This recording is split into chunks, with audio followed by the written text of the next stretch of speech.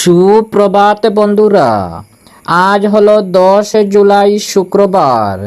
আজকের সকালের বরাক উপত্যকার শ্রীভূমি, করিমগঞ্জ, শিলচর, হাইলাকান্দি সহ আসামের বিশেষ বিশেষ খবরগুলি হলো, আজ থেকে অসম বিধানসভায় 2026-2027 অর্থ বছরের পূর্ণাঙ্গ বাজেট পেশ।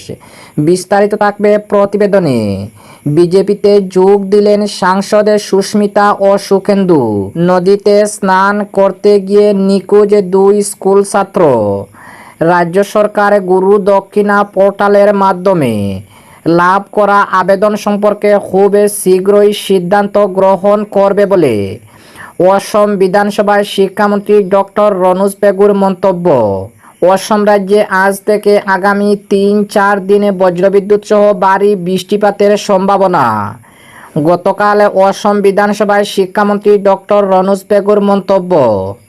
শিলচরের অস্থায়ী কর্মী মুজিবুর রহমানের বেতন বন্ধ থাকায় আর্থিক সংকটে পড়ে মুখ্যমন্ত্রী হিমন্ত বিশ্ব শর্মার দৃষ্টি আকর্ষণ। হাইলাকান্দিতে বিজ্ঞান ও বাণিজ্য বিভাগে চালুর দাবিতে অসমের শিক্ষামন্ত্রী ডক্টর রনোজ পেগুরের দ্বারস্থ হলেন বিধায়ক মিলন দাস। এবং অসমে আরও মডেল অঙ্গনওয়াড়ি কেন্দ্র স্থাপন করা হবে।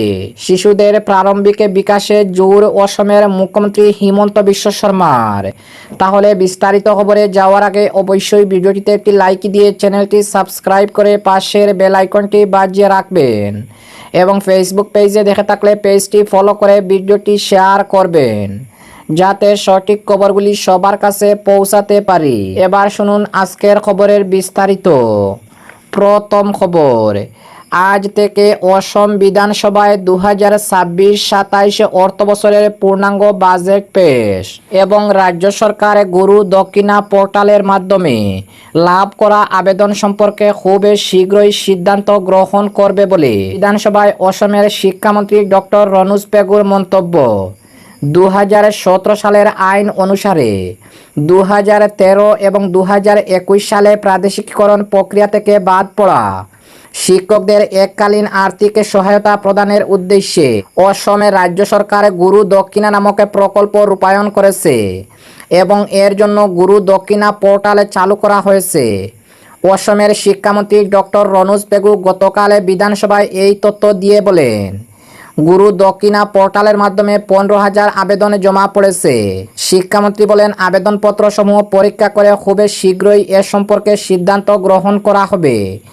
রাজ্য সরকারের শিক্ষার অধিকার আইন অনুসরণ করে গুরু দক্ষিণা নামক প্রকল্প রূপায়ণ করেছে বলে উল্লেখ করে ডক্টর রনোজ পেগু বলেন, এই আইন অনুসারে 30 জন ছাত্রছাত্রী থাকা বিদ্যালয়গুলিতে 2 জন করে শিক্ষক প্রাদেশিকরণের আওতায় আসবে।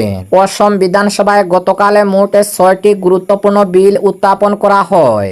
আসাম অতি ক্ষুদ্র এবং মাঝারি প্রতিষ্ঠান বিল 2026, আসাম ব্যবসায়িক সূচলকরণ সংশোধনী বিল 2026, আসাম পর্যটন উন্নয়ন ও পঞ্জীয়ন সংশোধনী বিল 2026। এই বিলগুলি গতকাল উত্থাপন করা হয়েছে। এছাড়াও আসামে জনবিশ্বাস বিল 2026 এবং আসাম বাণিজ্যিক প্রতিষ্ঠান সংশোধনী বিল 2026, এই দুটি বিলও উত্থাপন করা হয়। অসম রাজ্যের অর্থমন্ত্রী জয়ন্তমল্ল বড়ুয়া আজ অসমের মুখ্যমন্ত্রী ডক্টর হিমন্ত বিশ্ব শর্মা সরকারের দ্বিতীয় কার্যকালের প্রথম পূর্ণাঙ্গ বাজেট দাখিল করবেন। এই বাজেট জনসাধারণের আশা আকাঙ্ক্ষা পূরণ করবে বলে অর্থমন্ত্রী আশা প্রকাশ করেছেন। অপরদিকে অসম রাজ্যে আজ থেকে আগামী 3-4 দিন বজ্রবিদ্যুৎ সহ ভারী বৃষ্টিপাতের সম্ভাবনা। ভারতীয় আবহাওয়া বিজ্ঞান বিভাগের পূর্বাভাস অনুসারে আজ থেকে আগামী 3-4 দিন অসম রাজ্যের বিভিন্ন স্থানে বজ্রবিদ্যুৎ সহ প্রবল বৃষ্টিপাতের সম্ভাবনা রয়েছে। আবহাওয়ার পূর্বাভাস অনুসারে রাজ্যের কয়েকটি জেলায় বজ্রবিদ্যুৎ সহ 6 সেন্টিমিটার পর্যন্ত বৃষ্টিপাত হতে পারে। ফলে শহরাঞ্চলের স্থানে স্থানে বৃষ্টির জলে জমা হওয়া সহ যানবাহনের চলাচল ব্যাহত হওয়ার প্রবল সম্ভাবনা রয়েছে। ভূমিধসে প্রবল এলাকাসমূহে ধস পড়ার সম্ভাবনা রয়েছে বলে উল্লেখ করা হয়েছে। জেলা প্রশাসনগুলি পরিস্থিতির ওপর সতর্ক দৃষ্টি রেখে চলেছে এবং পরিস্থিতির মোকাবিলা করার জন্য সব ধরনের জরুরিকালীন ব্যবস্থা সক্রিয় করে রাখা হয়েছে। অপরদিকে নদীতে স্নান করতে গিয়ে নিখোঁজ 2 স্কুল ছাত্র। অসমের নলবাড়ী জেলার চামতা এলাকার আমনিতে এক মর্মান্তিক দুর্ঘটনা ঘটেছে। নদীতে স্নান করতে নেমে 2 ছাত্র নিখোঁজ হয়ে পড়েছে।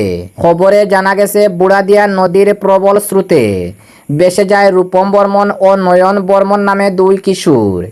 ঘটনার পর থেকেই তাদের কোনো সন্ধান পাওয়া যায়নি। স্থানীয় সূত্রে জানা যায় 3 বন্ধু একসঙ্গে নদীতে স্নান করতে নেমেছিল। সেই সময় হঠাৎ নদীর স্রোতে 2 কিশোর তলিয়ে যায়। এই ঘটনাটি ঘটছে আমনির বাবাতান এলাকার নিকটে।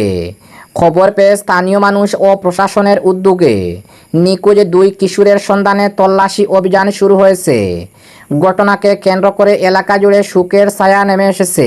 অপরদিকে গতকাল অসম বিধানসভায় অসমের শিক্ষামন্ত্রী ডক্টর রনোজ পেগুর মন্তব্য, অসম রাজ্যে এখন পর্যন্ত 58টি আদর্শ বিদ্যালয় স্থাপন করা হয়েছে।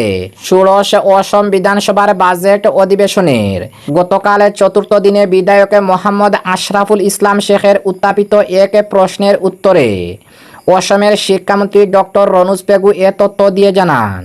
তিনি বলেন, যেসব বিধানসভা কেন্দ্রে এখন পর্যন্ত আদর্শ বিদ্যালয় স্থাপন করা হয়নি, ওইসব বিধানসভা আসনের বিধায়করা তাদের এলাকায় আদর্শ বিদ্যালয় স্থাপন করার প্রস্তাব দাখিল করতে পারবেন। শিক্ষামন্ত্রী আরও জানান, প্রাদেশিকীকরণ আইনের সংশোধনীর পর ইতিমধ্যে নিম্ন প্রাথমিক ও উচ্চ প্রাথমিক, উচ্চ মাধ্যমিক, উচ্চতর মাধ্যমিক এবং স্নাতক মহাবিদ্যালয় থেকে কয়েক হাজার আবেদন জমা হয়েছে। ওইসব আবেদনপত্র পরীক্ষা করার কাজ অব্যাহত রয়েছে। বিধায়ক আশরাফুল শেখের টিউটরদের ফিক্সড পে সম্পর্কে উত্থাপিত অন্য এক প্রশ্নের উত্তরে শিক্ষামন্ত্রী ডক্টর রনোজ পেগু বলেন, জাতীয় শিক্ষক শিক্ষা পরিষদের নির্ধারিত যোগ্যতা অর্জন না করা টিউটরদের শিক্ষক হিসাবে নিয়োজিত করা যাবে না, ফলে তাদের টিউটর হিসাবে নিয়োজিত থাকতে হবে বলে উল্লেখ করে তিনি বলেন, তাদের ফিক্সড পে বছরে 6% হারে বৃদ্ধি করা হবে। যেসব টিউটর ভবিষ্যতে প্রয়োজনীয় যোগ্যতা অর্জন করবেন তাদের শিক্ষক হিসাবে নিযুক্তি প্রদান করা হবে বলে অসমের শিক্ষামন্ত্রী রনোজ পেগু জানান। অপরদিকে শিলচরের অস্থায়ী কর্মী মুজিবুর রহমানের বেতন বন্ধ থাকায় আর্থিক সংকটে পড়ে মুখ্যমন্ত্রী হিমন্ত বিশ্ব শর্মার দৃষ্টি আকর্ষণ। শিলচর ডেভেলপমেন্ট ব্লকে অস্থায়ী কর্মীর বেতন বকেয়া, মুখ্যমন্ত্রী হিমন্ত বিশ্ব শর্মার দৃষ্টি আকর্ষণ।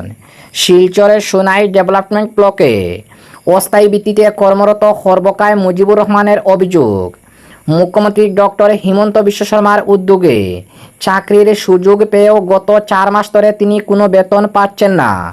চাকরিতে যোগদানের পর প্রথমে 2 মাসে 5,000 টাকা করে বেতন পেলেও এরপর থেকে বেতন বন্ধ রয়েছে বলে দাবি করেন তিনি। দীর্ঘদিন বেতন না পাওয়ায় আর্থিক সংকটে পড়েছেন বলে জানান মুজিবুর রহমান। তিনি দ্রুত সমস্যার সমাধান এবং বকেয়া বেতন প্রদানের দাবিতে অসমের মুখ্যমন্ত্রী হিমন্ত বিশ্ব শর্মার দৃষ্টি আকর্ষণ করেছেন। পাশাপাশি মুখ্যমন্ত্রী বরাক উপত্যকা সফরে এলে সরাসরি সাক্ষাৎ করে বিষয়টি তুলে ধরার কথাও জানান তিনি। অপরদিকে হাইলাকান্দিতে বিজ্ঞান ও বাণিজ্য বিভাগে চালুর দাবিতে শিক্ষামন্ত্রীর দ্বারস্থ হলেন বিধায়ক মিলন দাস।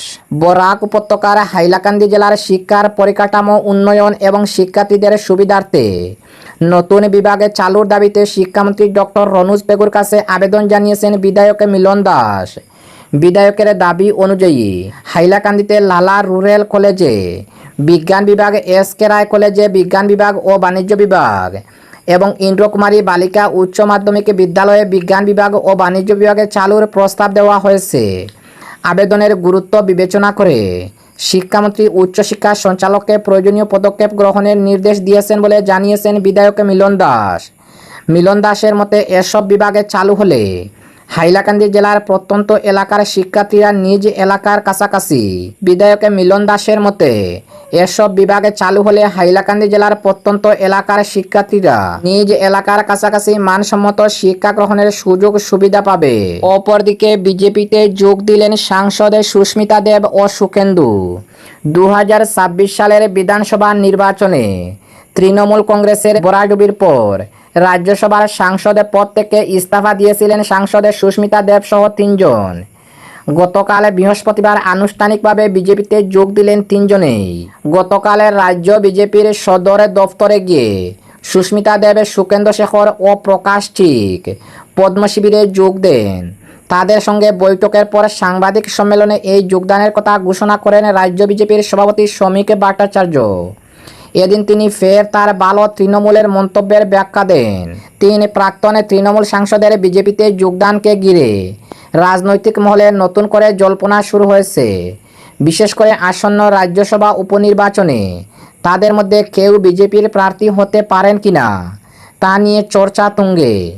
সেই সম্ভাবনা বাস্তবায়িত হলে তারা ফের রাজ্যসভায় ফিরতে পারেন। উল্লেখ্য, গত মাসে পরে 3 তৃণমূল সাংসদের পদত্যাগের ফলে রাজ্যসভার 3টি আসনে উপনির্বাচনের পরিস্থিতি তৈরি হয়েছে। আগামী 24 জুলাই সেই নির্বাচন অনুষ্ঠিত হওয়ার কথা। বিধানসভায় সংখ্যার অঙ্ক এবং তৃণমূল শিবিরে বাঙ্গনের জেরে এবার 3টি আসনই বিজেপির দখলে যেতে পারে বলে রাজনৈতিক পর্যবেক্ষকদের ধারণা। এমনই পরিস্থিতিতে সুখেন্দু শেখর রায়, সুস্মিতা দেব এবং প্রকাশ টিকই বিজেপিতে যোগদানকে তাৎপর্যপূর্ণ বলেই মনে করা হচ্ছে। এবং আজকের শেষ খবরটি, অসমে আরও মডেল অঙ্গনওয়াড়ি কেন্দ্র স্থাপন করা হবে। শিশুদের প্রারম্ভিক বিকাশে জোর মুখ্যমন্ত্রী হিমন্ত বিশ্ব শর্মার। প্রারম্ভিক শৈশবকালীন পরিচর্যা ও শিক্ষাকে আরও শক্তিশালী করতে অসম রাজ্য সরকার যে প্রতিশ্রুতিবদ্ধ তা ফের বলেছেন অসমের মুখ্যমন্ত্রী হিমন্ত বিশ্ব শর্মা। মুখ্যমন্ত্রী বলেন, সেই লক্ষ্যে আরও বহু মডেল অঙ্গনওয়াড়ি কেন্দ্র স্থাপন করা হবে। নিজের অফিসিয়াল সামাজিক যোগাযোগ মাধ্যমে এক্সে একটি পোস্টে মুখ্যমন্ত্রী জানান, রাজ্য সরকার এমন মডেল অঙ্গনওয়াড়ি কেন্দ্র গড়ে তুলেছে যেখানে শিশুরা স্নেহময় পরিবেশে শেখার, বেড়ে ওঠার এবং মানসম্মত পরিচর্যা পাওয়ার সুযোগ পাবে। অসমের মুখ্যমন্ত্রী আরও লিখেছেন, আমার ছোট ছোট বাগিনদের জন্য সেরাটাই চাই। এই বার্তার মাধ্যমে তিনি অসমের রাজ্য জুড়ে শিশুদের জন্য উন্নত পরিকাঠামো ও সুযোগ সুবিধা গড়ে তোলার প্রতি অসম সরকারের অগ্রাধিকার তুলে ধরেছেন। মুখ্যমন্ত্রী জানান, ইতিমধ্যে অসমে 3800টির বেশি মডেল অঙ্গনওয়াড়ি কেন্দ্র স্থাপন করা হয়েছে। শিশুদের কল্যাণ ও প্রারম্ভিক শৈশব বিকাশকে আরও জোরদার করতে আগামী দিনে আরও বহু কেন্দ্র স্থাপনের পরিকল্পনা রয়েছে। এই উদ্যোগের লক্ষ্যে অঙ্গনওয়াড়ি কেন্দ্রগুলির পরিকাঠামোর আধুনিকরণের পাশাপাশি শিশুদের জন্য উন্নত শিক্ষার পরিবেশে পুষ্টি, স্বাস্থ্যসেবা এবং সার্বিক বিকাশ নিশ্চিত করা হবে। এর মাধ্যমে ভবিষ্যতে প্রজন্মের জন্য আরও শক্তিশালী ভিত গড়ে তোলার ক্ষেত্রে অসমের রাজ্য সরকারের প্রতিশ্রুতি আরও দৃঢ় হয়েছে।